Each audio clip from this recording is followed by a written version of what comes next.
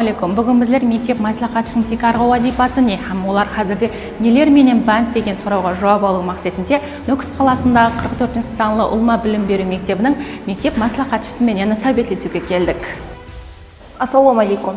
Men Shomurodova Shoira 44-umumiy o'rta ta'lim maktabining maktab maslahatchisiman. Maktab maslahatchisining asosiy vazifalari nima? Maktab maslahatchisi o'quvchilar o'rtasida prezident iqtidorli farzandlari milliy dasturi mazmunini yoritish va o'quvchilarni unga targ'ib qilish. Kelajak markazlari tarmoq to'garaklarini maktabda tizimli tashkil etish. O'quvchilarda liderlik qobiliyatini oshirish, ularni turli xil debatlar, klublarga a'zo qilish. O'quvchilarni bo'sh vaqtini mazmunli tashkil etish va ta'lim muassasasidan tashqari ta'limga jalb qilishdan iborat.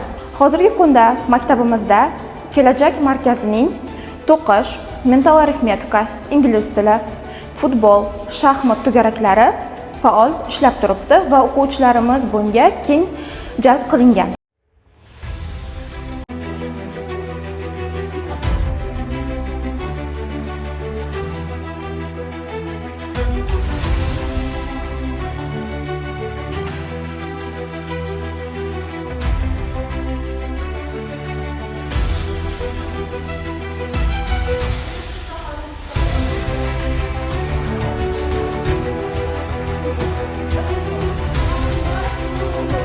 Siz qobiliyatlisiz. Turli do'garaklarga qatnavda ham o'z qobiliyatingizni yuzaga chiqaruvda qalaysiz.